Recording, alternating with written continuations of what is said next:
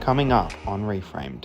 And it wasn't because of an accident. It wasn't because of some terrible thing that happened to her. And that's the other thing too, I think, is like representing the diverse range of what disability is. That's everyone's favorite because it's such a hot topic.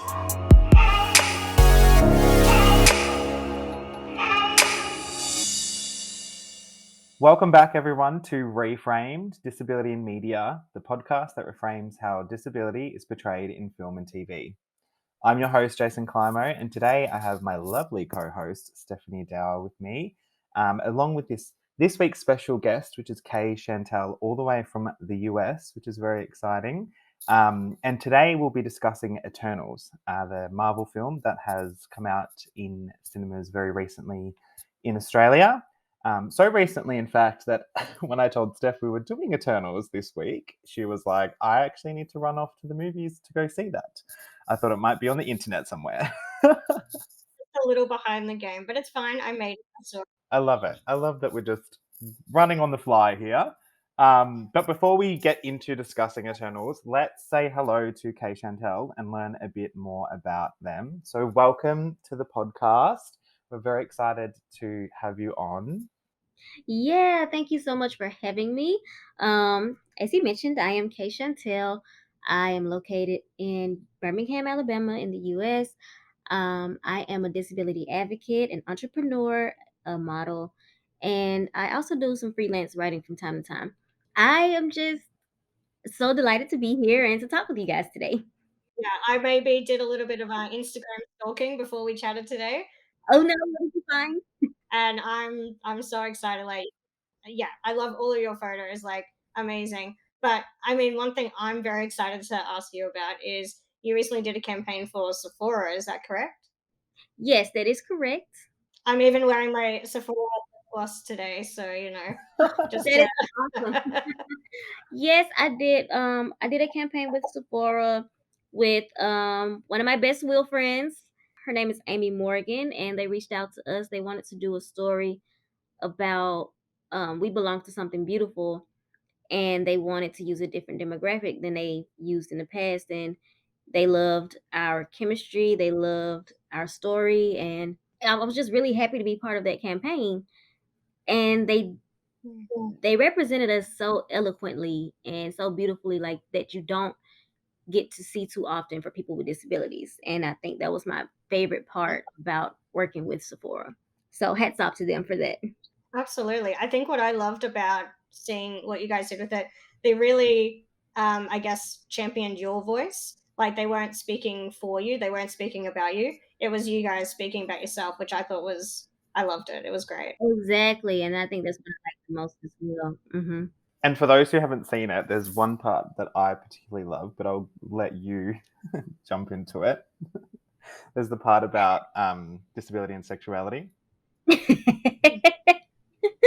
That's everyone's favorite because it's such a hot topic. People get rude about the questions that they ask regarding our sexuality, and it doesn't have to be that complicated. We are human. We Yeah. are human, and Shocking. we experience shocker. We experience sexual relationships like everyone else. I love that. And is there, like, I guess from your perspective, you have all of these different roles that you're playing at the moment. In a lot of it seems to be tied into disability advocacy as well. What are some of the main things that you think need to change in all of these creative industries like fashion, film, and TV? I think that there needs to be more positive representation for people with disabilities, and not just where they like to portray us as someone who needs help or somebody who needs to be saved or Mhm. rescued. Like all of those stories, they're played out. They need to see our love stories. They need to see our glamorous sides. They need to see us as humans and stop dehumanizing our life experiences. Yeah, I couldn't agree more. It's basically like I sort of think of it as like disability needs rebranding. Like, for too long, it's been branded as sad, negative, pitying. We need to take back that word, the disability word, and rebrand it to be positive, empowering, and beautiful, and sexual. Exactly. All of the things, All of the Yeah. all of things. the human things, literally. Yeah. Like the same respect that you give to um other, I would say some other, disabilities get to be shown in a positive light. Let's do the same for wheelchair youth. And that's the other thing too, I think, is like representing the diverse range of what disability is, because it isn't just one experience, clearly. So, and also like trying to make sure that you're intersectional within that as well, and Mhm. making sure everything is as genuine as possible. And like my whole thing that I always bang on about is that like we need to get people with disability on screen, but also behind the camera to control the narrative, because that's the only way we're really going to get that real, genuine representation. Exactly. And I love, like, obviously tell us if you can't tell us, but it seems like Sephora gave you a lot of control over the narrative that was shared in this campaign as well. Yes, they did. They pretty much let us run the story. They sent us some questions and they let us edit them how we saw fit. They let us elaborate however we wanted, and they asked like how things should be worded. Like they got it right.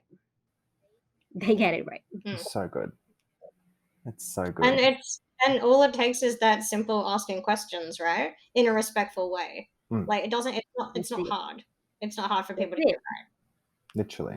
They don't include us in the conversation for these things to go right. And that's all they have to do is literally, like, I feel like there's so many opportunities out there. Like, I know in Australia, because I do some fashion modeling stuff as well. A lot of the brands and kind of event organizers are just so shy about asking because they feel like they're going to do something wrong. Which, like, number one is like just do a bit of research. Like, there's so many of us out there on Instagram, on wherever we are, TikTok, wherever, educating people. So, like, one, it's like just do a bit of research. But two, it's like if you're coming to us with like a genuine opportunity to create some change and give us a platform to amplify our own voices, if you get something slightly wrong or say something like in the wrong language or slightly offensive, we're not going to shut you down and not want to do the opportunity with you. We're going to probably just educate you a bit and then also be really grateful for that opportunity. So I think a lot of the time people get stuck because they're like scared that they're going to offend someone, when actually it's like, don't get stuck in that, because you're slowing change by doing that. It's like, just ask the question. So, for anyone who's following along at home, where can they follow you? On Instagram, They Facebook? can, What are you doing? yes. I can be found on Instagram at K period Shantel official, and Chantel is spelled Shantel, and I can be found on Facebook as Carnisha Chantel. And I know Carnisha may be hard for some people to spell, so I'm gonna spell it. It's KARNESHIA. That's Carnisha Chantel on Facebook. Well, hopefully get a little influx of followers. And I know that from having a bit of a stalk of your Instagram, am loving what you're posting and have learned some stuff. So I'm very excited. And now I'm excited. I think it's time to jump straight into reviewing Eternals, the Marvel film. Steph, did you want to give us a bit of an overview of Eternals? Sure, yeah. So Eternals is the latest offering feature film from Marvel, and it tells the story of this group of immortal beings called the Eternals. And each of them have superhuman powers, and they have been given a mission about 7,000 years ago to come to Earth and protect the humans from the evil Deviants. It's directed by Nomadland director Chloe Zhao. So this is her first foray into the Marvel Cinematic Universe. But the reason that we're talking about it on Reframe today is the character Makari, who is played by actress Lauren Ridloff. And Makari is the first deaf superhero in the Marvel Cinematic Universe, or possibly ever on screen, I would venture to say. But yeah, that's what brought us to talking about it today. So cool. Thanks for that overview, Steph. That was amazing. Kay Shantel, what did you think about the representation of Makari's character? Yes. I loved right off the bat, like soon as the movie started, I love the representation because they started off with the sign language, and then having the person that she was talking to respond to her in sign language. Like right when the movie starts, it sets up the scene to know that okay, we're dealing with a person who has a disability, and this is going to be awesome. So it's like I got excited from that moment because I had heard that there was someone with a disability, but I didn't really read on the movie before I went and saw it. So not knowing and going there, I was excited. Yeah, I think that's what I really responded to was it it wasn't just her speaking in ASL, American Sign Language. It was, the characters responding to her in that as well. So it wasn't seen as this like, oh, this is an odd thing that she does. It's just how she communicates and how they communicate with her. So it wasn't because of an accident. It wasn't because of some terrible thing that happened to her. It's just part of her character. So and it wasn't highlighted too heavily. As you said, it was just organically weaved into the story, and that's what I really loved about it. And of course, played by deaf actress herself, authentic representation. Yeah. Yes, yes. Yeah. I, yeah, I'm glad you pointed that out because they didn't make her disability her tragedy. Yeah, there was like no real explanation. Like it was just that kind of incidental inclusion and of a character with disability who also happened to have like an amazing superpower. And I also bang on all of the time about disabled characters being portrayed by or played by, sorry, people with disability. And I love that they actually did that this time around. I don't know if there was really anything quite negative that I thought about it. I feel like I saw somewhere that there was possibly something to do with her superpower that like helped her hear things around her, and I didn't know if that was a little bit playing into the whole overcoming disability. But maybe I need to check on that a bit more. I didn't pick up on that in the film itself. Yeah. What I find really interesting is I I read some articles about it, and the character of Makari in the comic books that it's based on was not in any way connected to the Makkari character we see in the film. Oh, really? So originally it was a huge, apparently white dude who is of hearing. So I'd really love to know what the process was of turning the Makkari character into what we saw on the screen, which I mean, all for it. But yeah, I'd love to know that process of what happened with that. Yeah. Yeah, it's like to be a fly on the wall sometimes in those conversations, to be like, I wonder how they came up with that concept. And I love that they did. Well, I think that's it. It's one of those things that just because something was one way, it doesn't mean that you can't take that opportunity to change it up and make it more appealing to a progressive modern audience. That's yeah, interesting, very interesting. And that's the thing, right? Like that's the power of inclusion, is like the whole power that these creative people have is to like take those old stories that are like fan favorites and Mm. then actually make them more modern, realistic, and have Mm. people of all different, I guess, like walks of life, if you want to say, in there and make it truly inclusive. So And you're also opening it up to a new audience because let's face it, I maybe wouldn't have gone and seen Eternals if I didn't know that there was a deaf superhero in there. So, you're getting new people into the cinemas.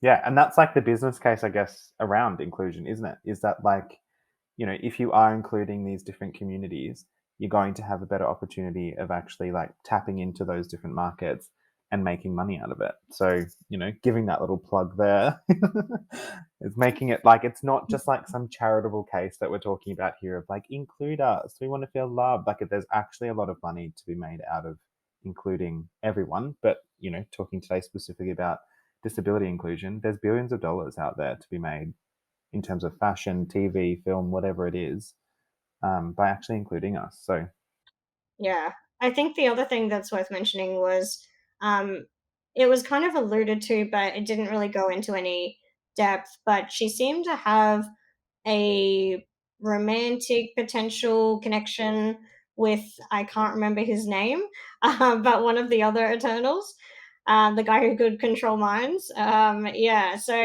I would have loved. I think my only bugbear with her character was we didn't see enough of her. she was kind of missing throughout the middle portion of the film, and I would have loved to have seen a lot more of her being utilized throughout the whole film.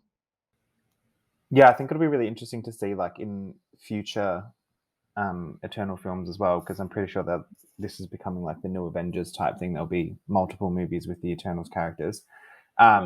If they explore a bit more of that like romantic and possibly like sexual or intimate connection between those two characters, because I think that would be really powerful as well. Like, you know, obviously it's powerful having a disabled superhero, like amazing, but a disabled superhero that also has like an intimate relationship. I'm just like, this is amazing, ticking all the boxes for me.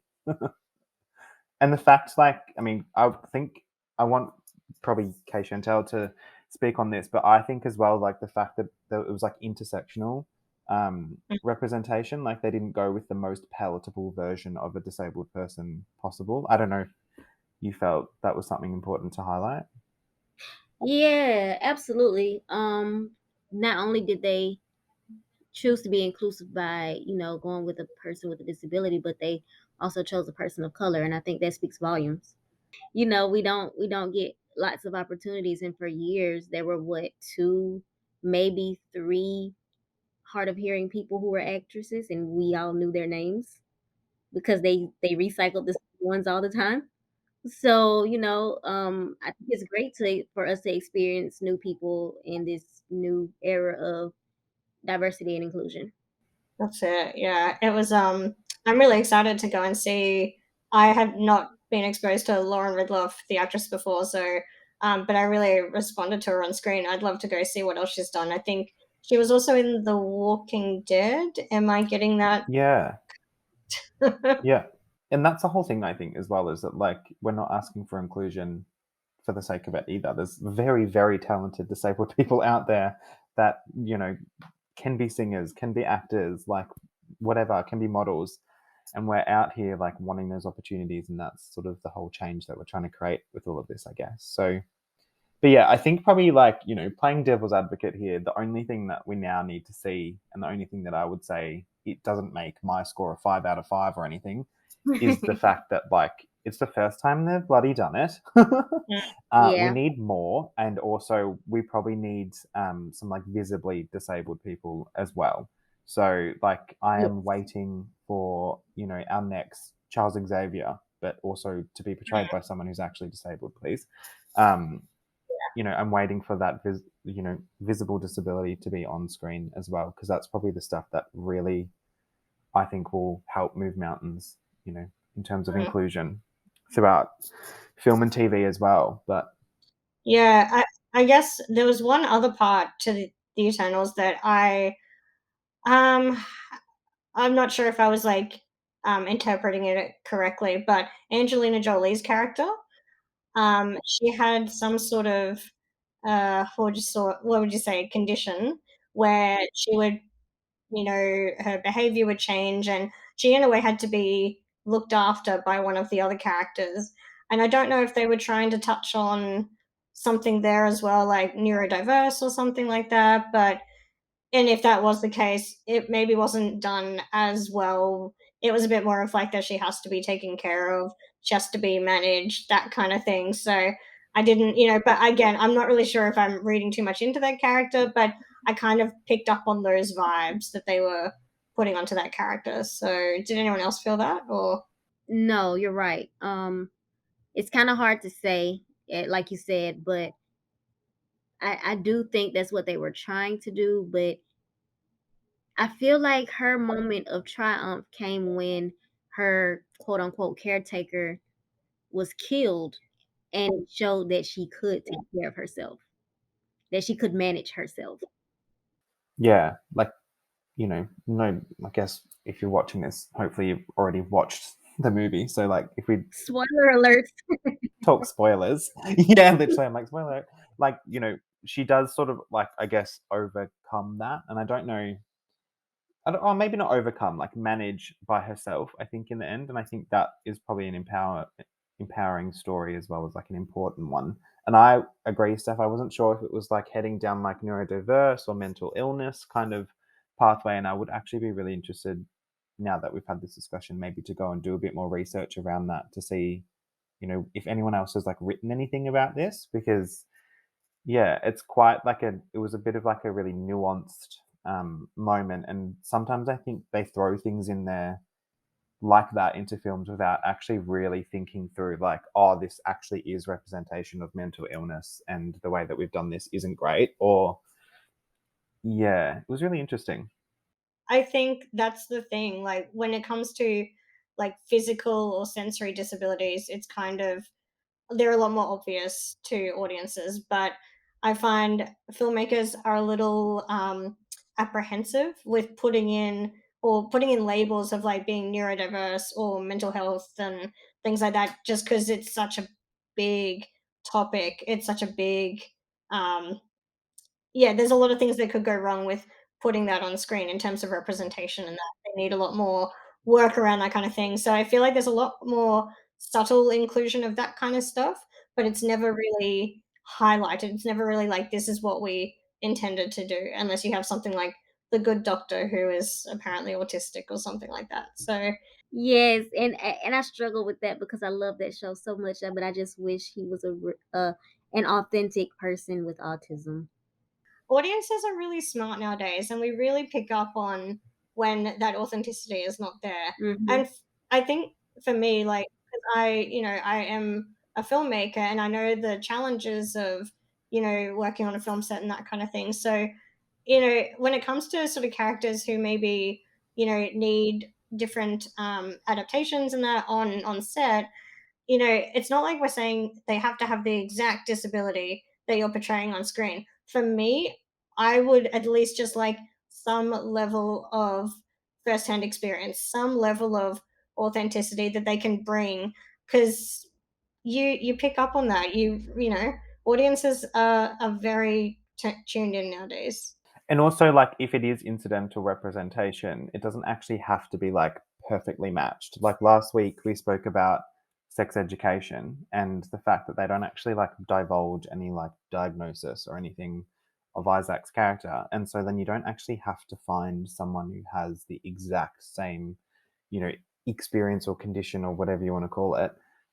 You just have to have someone who actually has the experience that you're trying to represent in the show, which is the more important part anyway. So For me, it's like just a foundation to build a character on. yeah, Just some sort of understanding of what that experience is like for people. So, yeah. um, yeah, we're not saying, you know, as you said before, Jason, things don't have to be perfect, but just ask questions, give things a go, let audiences, evolve. Yes. Yeah, like obviously there's going to be things that are done well and things that are not done so well, but like the whole point is that like being receptive to the change that's happening in the Hmm. industries. Like I feel like just don't block all of this change.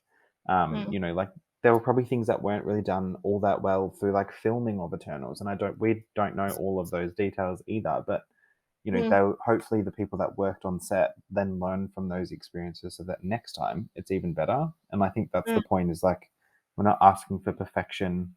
No one's really asking for perfection right now from any industry, and we might not ever get perfection, but we're just asking for, I guess, like drastic improvement. Yeah. People to take a chance, people Yeah, to push boundaries. Yeah. I'm the type of person that if I watch something and it's supposed to the character is supposed to be based on someone with a disability, I'm Googling, does this person have any kind of disability? it's so easy to do. Like you just Google Mhm. it straight away, and then you're like, this is disappointing. Disappointing. That was the first thing. Yeah, it was the first thing I did with Eternals. So yeah, Yeah, it detracts if you find out that there is no authenticity behind characters. mm, So, yeah, again, we have our ways of finding out. There is a thing called the internet. Watch out, guys. literally. Right. Yeah. All right. Well, I think it's time to give our score out of 5 on the inclusive disability representation scale. K Shantel, you can go first. What did you give Eternals out of 5? I'm going to give it a 5 out of 5. Hey, that's really Wow. good. I think that might be our first 5. Oh, really? I think it is. Yeah, absolutely. Okay, maybe I'm a softie. It's nice. It's refreshing. Steph, what was your score? Look, I'm gonna give it a 4 out of 5. As I said, this character in the comic books that it was adapted from was not uh, a woman of color, was not a woman, first of all, was not a person with a disability. So I really am grateful that they decided to use the opportunity to turn this character into someone that I actually want to watch on screen and actually root for. So yeah, the only thing I wish they had done used more of her throughout the film, because she was probably my favorite character. So yeah. I'm a 4.5 out of 5 for this film individually, because I think it was just done so well. And obviously the authentic casting thing, it's something that I go on about all of the time, but it's very, very important, clearly. And I am also very excited. I've been watching Hawkeye, and we're obviously going to review that in the next coming weeks because there's also disability representation throughout that. And it's just exciting to me, I guess, that Marvel are actually like, okay, this is good, it's positive, it's working, people are responding really well, let's do more of it. So yeah, that just makes me really happy, I guess. So that's our score. So that's pretty much it. So thank you so much, Kay Shantel and Steph, for joining me today. And thank you, everyone who followed along at home. As always, make sure you go and follow our social media pages because that is where we want to hear your thoughts, your scores, your feelings. If you agreed or disagreed with any of the things that we have shared about our analysis of Eternals, and if anybody wants to shed some more light of their own personal experiences of neurodiversity or mental health, and Angelina Jolie's character, I'd love to hear a bit more about that. Or if someone has done a bit more research than me and has found some other people's thoughts on it, just whack it in the comments, send us a DM, whatever it is. And if email works best for you, you can also email us at hello@reframedpodcast.com. Yeah, because I guess, like, as I always say in each episode, the whole point of what we're doing here is to create conversation around change and the things that the industries are doing well, the things that they're not doing well, and what we as people with disability are asking them to do more of, I guess, which really we've crapped on about it enough today. But to break it down, all we're asking for is more representation, more positive representation, and just make it genuine, and also give us some control over the narrative as well. Anyway, that's enough. I bid you both farewell and thank you, everyone, and we'll see you next week.